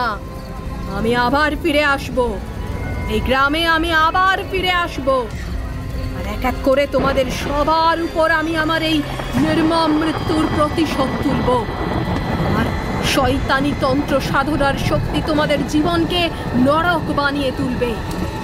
কেউ রেহাই পাবে না, কেউ না। আমি ফিরে আসব, আবার ফিরে আসব। তৈরি থেকো, তোমরা সবাই তৈরি থেকো। এরপর ওর শরীরটা লুটিয়ে পড়ল মাটিতে, আর তখন ওর শরীরে প্রাণের কোনো অস্তিত্ব ছিল না। এই দৃশ্য দেখে সেদিন সবাই খুশি হয়েছিল, কিন্তু এই ঘটনার ঠিক পরের দিন থেকেই শুরু হয়েছিল আবারও সেই রহস্যময় মৃত্যু, আর ভৌতিক ঘটনাগুলোর পুনরাবৃত্তি ঘটতে শুরু করল। অনেকেই রাতের আঁধারে শুনতে পেত রক্ত জল করা নারী কণ্ঠের অট্টহাসির শব্দ। আবার কখনো কখনো দেখতে পেত শেষ রাতের দিকে এক বিকট দর্শন নারীকে, যার সর্বাঙ্গ ছিল অগ্নিদগ্ধ, এক লাল পাড়ের সাদা শাড়ি পরে হেঁটে চলে যেতে থাকে গ্রামের শ্মশানের দিকে। ওই নারীকে যে একবার দেখেছে, তার জীবনের শেষ দিন কিছুদিনের মধ্যেই ঘনিয়ে আসে, আর সেই সঙ্গে ওর পরিবারটাও ঢলে পড়ে মৃত্যুর কোলে। এই ঘটনা আজ প্রায় 5 বছর ধরে চলছিল। 5 বছর আগের সেই রাতে, যেদিন তারাবতীকে সবাই পুড়িয়ে মেরেছিল, সেই রাতে প্রচণ্ড ঝড় উঠেছিল আর মেঘের গর্জন শোনা যাচ্ছিল। এই রকম অভিশপ্ত রাতে এক প্রেত সিদ্ধা সাধিকার অপঘাত মৃত্যু হলে সে প্রতিশোধের টানে ফিরে আসে এই জগতে। আর এখানে তো তারাবতীর শেষ কৃত্যটাও সম্পন্ন হয়নি, আর তাই ও প্রেত রূপে নিজের প্রতিশোধ নিতে ফিরে এসেছে। আর এই কথা আজও শ্যামলদের মনে অমলিন অবস্থায় রয়ে গেছে। কিন্তু আজ যে ওর বন্ধুরা সবাই একসাথে রাতের বেলা নদীতে যাবে মাছ ধরতে, কারণ আজ থেকে 3 দিন ধরে খুব ভালোই বৃষ্টি হয়েছে, আর যার জন্যে নদীর জল ফুলে ফেঁপে উঠেছে, আর সেখানে বেশ ভালো ভালো মাছ এসেছে। তাই ওর সব বন্ধুরা মিলে ঠিক করেছিল সবাই আজ ঠিক রাতের বেলায় যাবে বটতলা পেরিয়ে শ্মশানের কাছের ওই নদীটায় মাছ ধরতে। কিন্তু শ্যামলকে গিন্নিমা নিষেধ করে দিয়েছিলেন, কিন্তু বন্ধুদের কথা যে ওকে রাখতেই হবে। আর তাই গিন্নিমা ঘুমিয়ে পড়ার পর শ্যামল ধীরে ধীরে ওর ঘর ছেড়ে ছিপ আর বালতিটা নিয়ে বেরিয়ে পড়ল বাইরে। আজ সন্ধ্যের পর থেকে বৃষ্টিটা একটু থেমেছিল ঠিকই, কিন্তু আকাশের মুখটা ভার হয়েছিল। থেকে থেকে মেঘের ডাক আর বাতাসের সনসন শব্দ ওর কানে আসছিল। ও তাড়াতাড়ি পা চালিয়ে চলছিল, কারণ যদি আবার বৃষ্টি শুরু হয়ে যায় তাহলে ও আর যেতে পারবে না। ওরা সবাই বটতলায় দেখা করবে, তারপর সেখান থেকে ওরা নদীতে যাবে। বটতলার নামটা মনে আসতেই ওর মেরুদণ্ড দিয়ে এক শীতল স্রোত বয়ে গেল,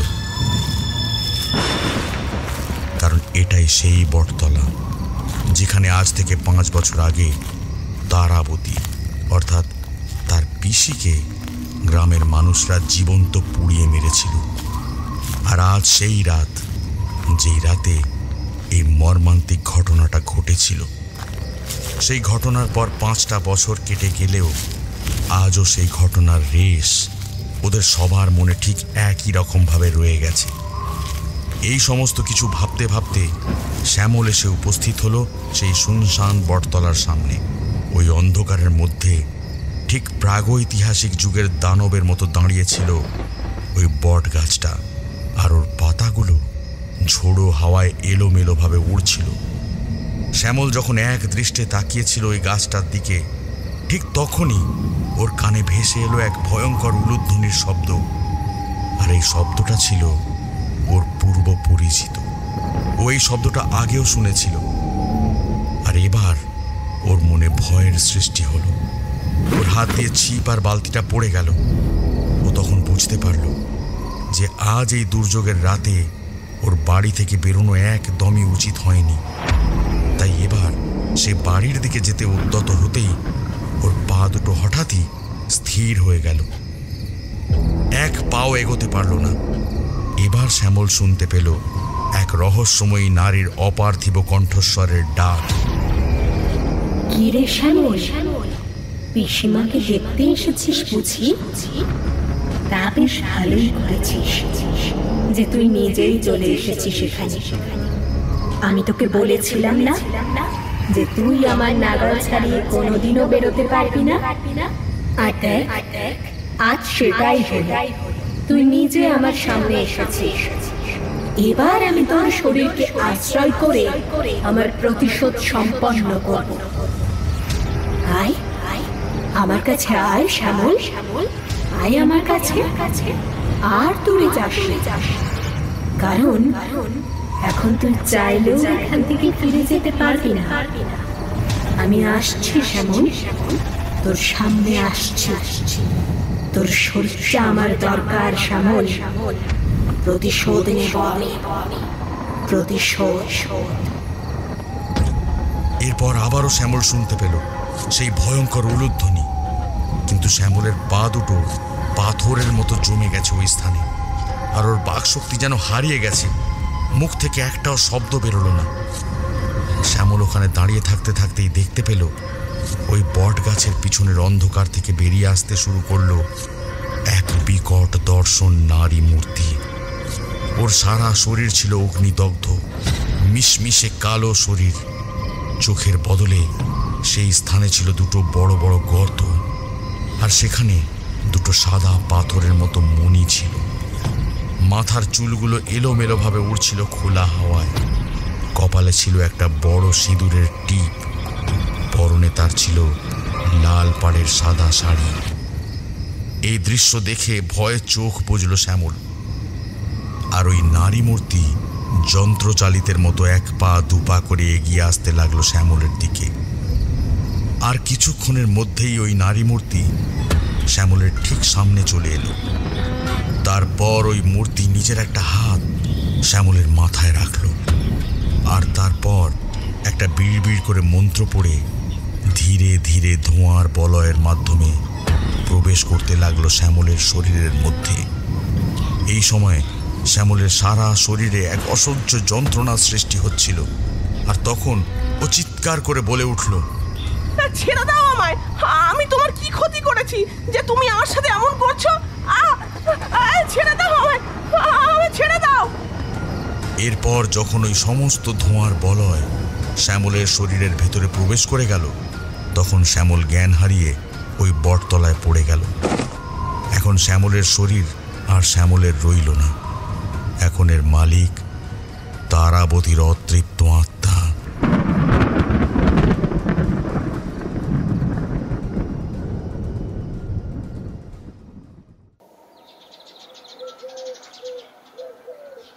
পরদিন সকালে কয়েকজন চাষি যখন বটতলার পাশ দিয়ে মাঠে কাজে যাচ্ছিল, তখন ওদের নজর চলে গেল বট গাছটার ঠিক পাশেই। আর ওই দিকে তাকিয়ে ওরা দেখতে পেল জমিদার বাবুর ছেলে শ্যামল অচৈতন্য হয়ে পড়ে রয়েছে মাটিতে, আর ওর সারা শরীরে সিঁদুর লেগেছিল। এই দৃশ্য দেখে ওই চাষিরা তাড়াতাড়ি শ্যামলকে মাটি থেকে তুলে পাঁজা কোলা করে নিয়ে গেল জমিদার বাড়িতে। জমিদার বাড়িতে যখন ওরা শ্যামলকে নিয়ে প্রবেশ করল, ঠিক তখনই জমিদার বাবু আর গিন্নিমা পাগলের মতো কাঁদতে কাঁদতে ছুটে এলো বাহির বাড়িতে। আর তারপর ওরা সবাই মিলে শ্যামলকে দোতলার ঘরে রেখে দিয়ে এলো। তখনও শ্যামল অচৈতন্য অবস্থাতেই ছিল। জমিদার বাবু নিজের ছেলেকে ফিরে পাওয়ার খুশিতে চাষিদের কিছু বকশিস দিলেন, আর তারপর চাষিরা চলে গেল ওখান থেকে। সেদিন সারা দিন অচৈতন্যের মতোই পড়ে রইল শ্যামল দোতলার ঘরে। কিন্তু যদি চাষিরা আর জমিদার বাবুরা একটু ভালো করে দেখতেন যে ওরা শ্যামলকে কোন ঘরে রাখছেন, তাহলে হয়তো পরিস্থিতিটা একটু অন্যরকমই হতো। ওরা তাড়াহুড়োতে শ্যামলকে তারাবতীর ঘরে রেখে দিয়ে এসেছিল, যেখানে তখনও কিছু তান্ত্রিক উপাচারের চিহ্ন ছিল, আর যেগুলোর স্পর্শে ধীরে ধীরে শ্যামলের ভেতরে থাকা তারাবতীর অতৃপ্ত আত্মা জেগে উঠতে লাগলো। যথারীতি সারা দিনটা কোনো রকমে কেটে গেল, কিন্তু সন্ধ্যের পর যখন জ্ঞান ফিরল, তখন শ্যামল আর শ্যামল নেই।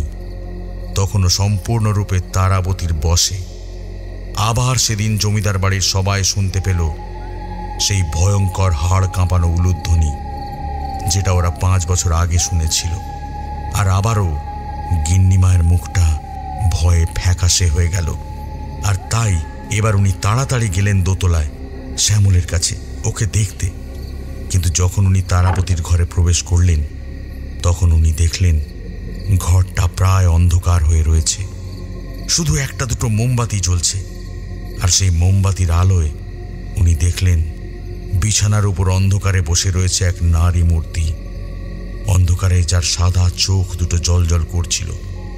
কোথায় ওর ছেলে শ্যামল? ওই ঘরে শুধু রয়েছে সেই ভয়ঙ্কর নারী মূর্তি। অপলক দৃষ্টিতে সেই নারী তাকিয়েছিল ওনার দিকে।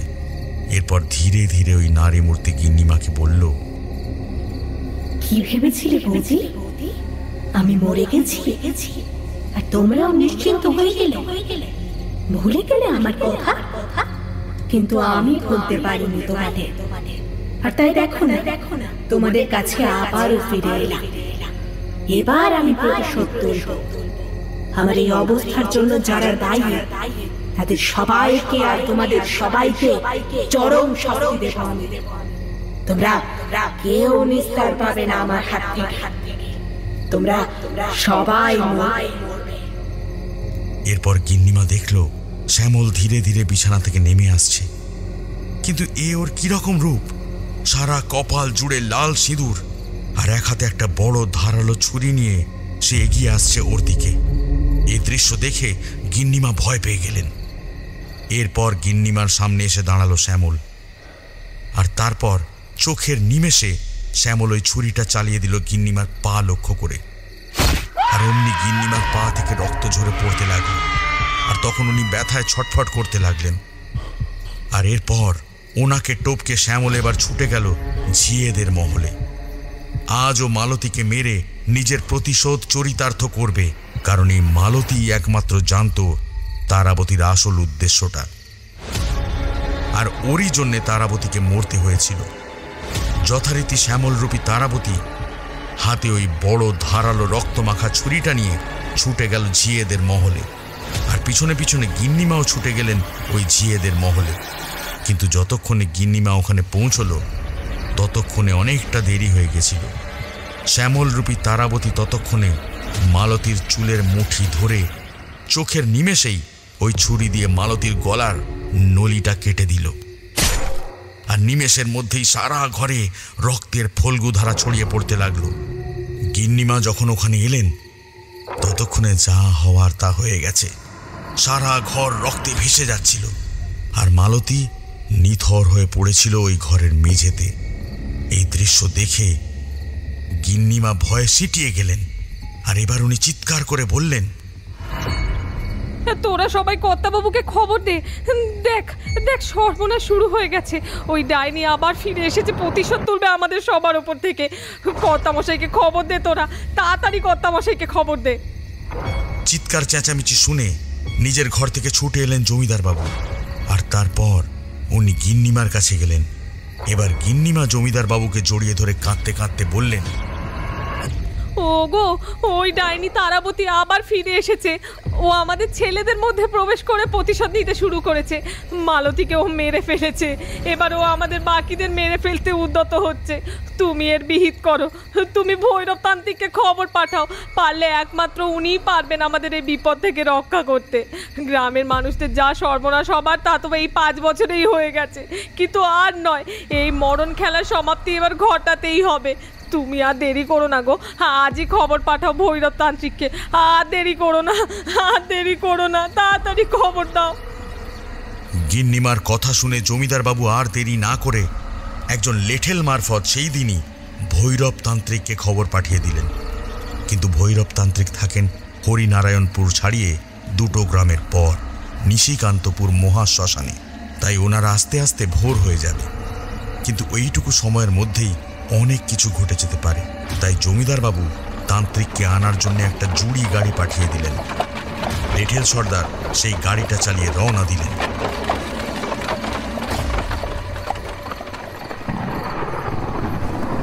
আজ আবারও ঝড় বৃষ্টি শুরু হয়েছে।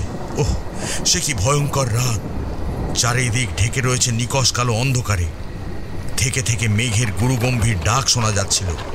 আর এই সবের মধ্যেই জুড়ি গাড়ি চালিয়ে একটা ছোট্ট রাস্তা ধরে লেঠেল সর্দার এগিয়ে চলল নিশিকান্তপুর মহাশ্মশানের উদ্দেশ্যে।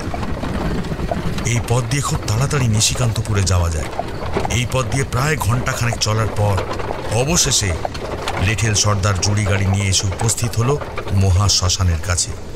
তারপর সে ওই গাড়ি থেকে নেমে তাড়াতাড়ি শ্মশানে প্রবেশ করে সোজা চলে গেল কালী মন্দিরে, কারণ ও জানত যে ভৈরবতান্ত্রিক মন্দিরেই থাকেন।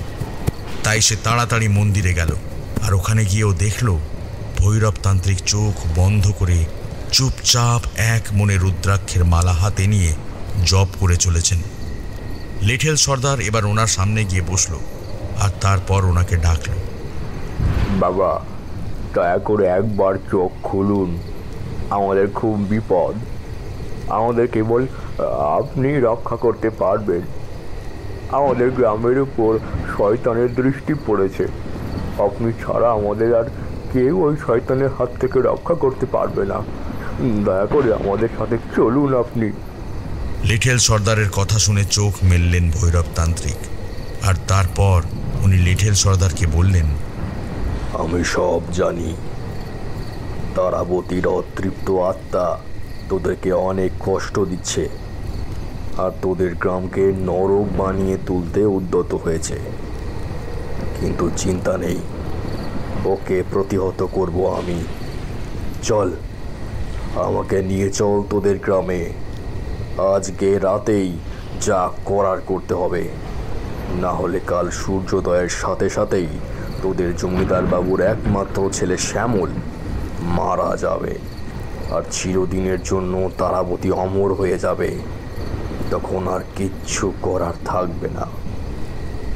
এরপর ভৈরবতান্ত্রিক লেঠেল সর্দারের আনা জুড়ি গাড়িতে উঠে বসলেন, আর তারপর লেঠেল সর্দার গাড়িটাকে যত জোরে পারে ছোটাতে শুরু করল, কারণ আজকের রাতটাই ওদের কাছে আছে, আর যা করার এই রাতেই করে ফেলতে হবে, তা না হলে সমূহ বিপদ হবে।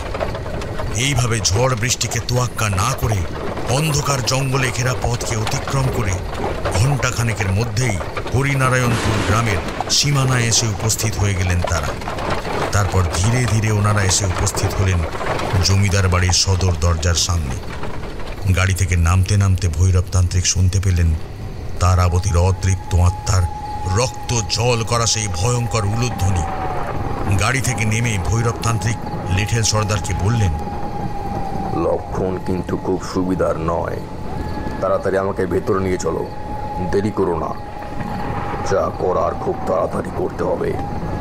আমার মন বলছে ওই তারাবতীর অতৃপ্ত আত্মা তোমাদের জমিদার বাবু আর গিন্নিমাকে নিজের শিকার বানাবে। আমাদের ওনাদেরকে রক্ষা করতেই হবে। এরপর লেঠেল সর্দার ভৈরবতান্ত্রিককে নিয়ে বাহির বাড়িতে প্রবেশ করল, আর তারপর সোজা নিয়ে গেল দোতলার অন্দরের দিকে।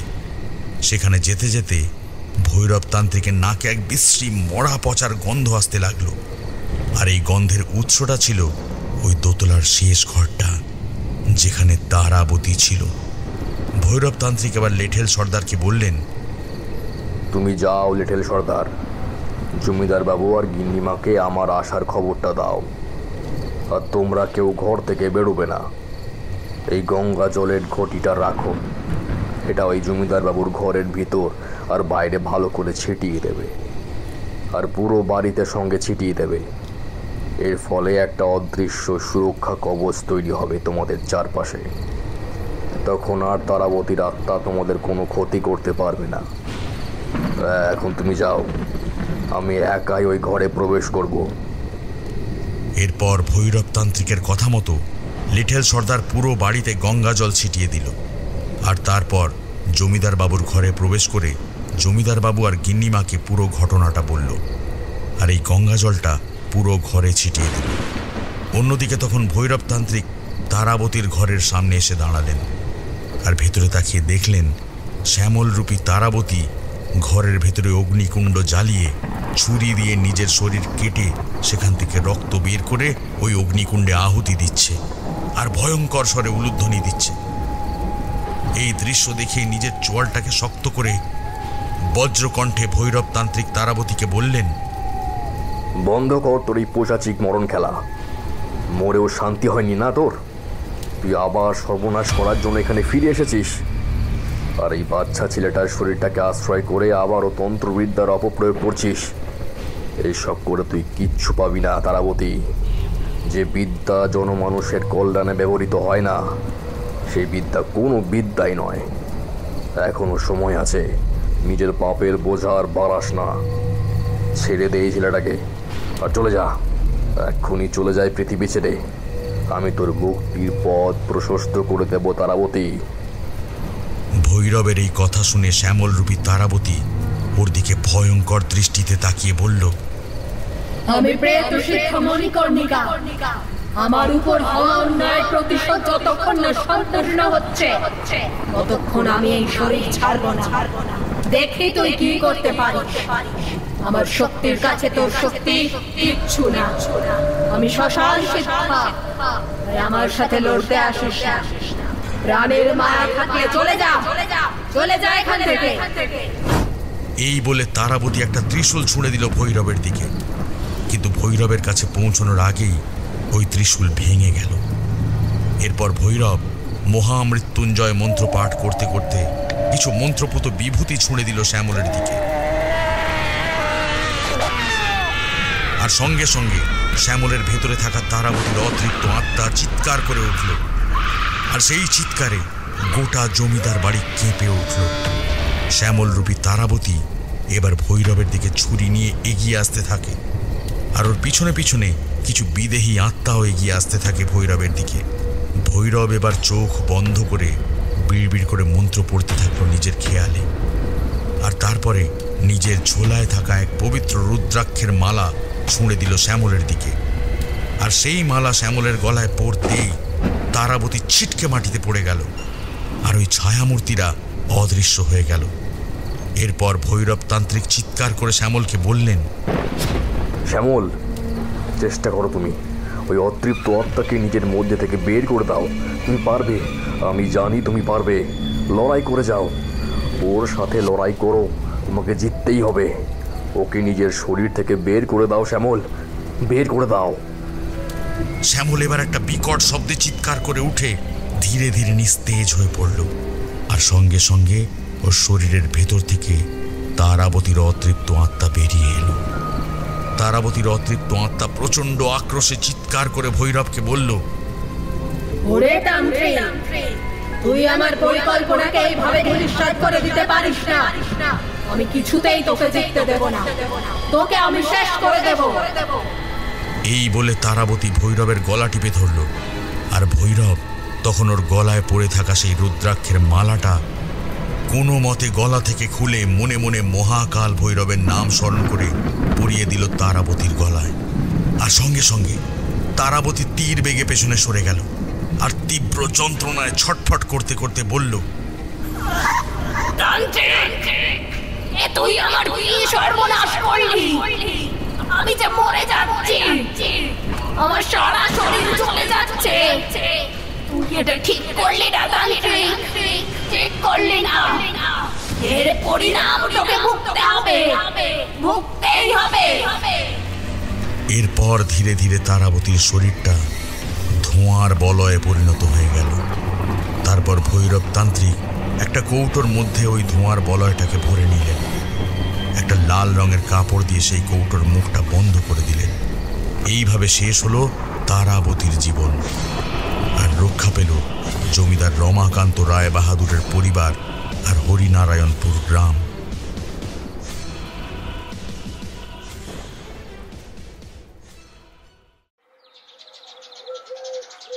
পরদিন সকালে ভৈরব তান্ত্রিক লেঠেল সর্দারকে ওই কৌটোটা দিয়ে বললেন, তুমি এই কৌটোটা এই গ্রামের শেষ প্রান্তে নদীর চরে পুঁতে দিয়ে আসবে। আর জমিদারবাবু, আপনারা এই গ্রাম ছেড়ে কিন্তু চলে যাবেন, যাতে আপনাদের পরিবারের কেউ কোনোদিনও তারাবতীর আত্মার সংস্পর্শে না আসে। আর সাথে আপনারা ভুলে যাবেন তারাবতীর সমস্ত স্মৃতি, কারণ এতেই আপনাদের মঙ্গল হবে। এই কথা বলে সেদিনের মতন চলে গেলেন ভৈরব তান্ত্রিক। আর লেঠেল সর্দার সেই কৌটোটা নদীর চরে পুঁতে দিয়ে আসে। জমিদার বাবু আর তার পরিবার হরিনারায়ণপুর গ্রাম ছেড়ে কলকাতায় চলে আসেন। আজও ঝড় বৃষ্টির রাতে হরিনারায়ণপুর গ্রামের সেই নদীর চরের ভেতর থেকে ভেসে আসে সেই তারাবতীর অতৃপ্ত আত্মার ভয়ঙ্কর রক্ত হিম করা উলুধ্বনি। তাই গ্রামবাসীরা কেউ আর ওইদিকে ভুলেও পা রাখে না।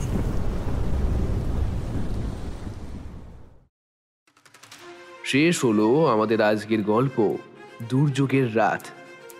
রচনা শুভেন্দু চট্টোপাধ্যায়, গল্প পাঠে অমিত, বিভিন্ন ভূমিকায় রুভিনা, দেবস্মিতা, মৃত্তিকা, অনিকেত এবং আমি শ্রীরূপ। গল্পের অডিও অ্যারেঞ্জমেন্ট সুদেশনা। গল্পের সাউন্ড ডিজাইন স্টুডিও রেক 66। গল্পের পোস্টার ডিজাইন এবং সমগ্র পরিকল্পনা ও পরিচালনায় আমি শ্রীরূপ। তোমরা তোমাদের লেখা গল্প স্কেরি টেলসে পাঠাতে পারো teamscarytales@gmail.com এই ঠিকানায়। তবে একটা বিষয়ে একটু খেয়াল রেখো বন্ধু, গল্পের শব্দ সংখ্যা যেন ন্যূনতম 5000 হয় এবং অবশ্যই গল্পের সঙ্গে গল্পের একটি 250 শব্দের সামারি তোমরা কিন্তু পাঠিও। আজ আমরা আমাদের পাশে পেয়েছি হানাবাড়ি অফিসিয়াল থেকে রুভিনাকে। রুভিনার চ্যানেল হানাবাড়ির লিংক নিচে ডেসক্রিপশন বক্সে দিয়ে রাখলাম। অবশ্যই কিন্তু তোমরা ওর চ্যানেল থেকেও ঘুরে এসো এবং ভালো লাগলে ওর চ্যানেলটাও সাবস্ক্রাইব করে দাও। ফেসবুকেতে তোমরা আমার সাথে যোগাযোগ করতে পারো, নিচের ডেসক্রিপশন বক্সে আমার আইডির লিংক দিয়ে রাখলাম। তাহলে কেমন লাগলো আমাদের আজকের গল্পটা তোমাদের? অবশ্যই কিন্তু সবাই কমেন্ট করে জানাও। ভালো লাগলে সবার সাথে গল্পটা শেয়ার করো, গল্পটাকে লাইক করো এবং এরকমই আরও বাংলা হরর স্টোরি শুনতে স্কেরি টেলসকে কিন্তু সাবস্ক্রাইব করো। খুব তাড়াতাড়ি আবারও একটা এরকম রোমাঞ্চকর ভূতের গল্প নিয়ে স্কেরি টেলস কিন্তু হাজির হবে। So stay tuned with us.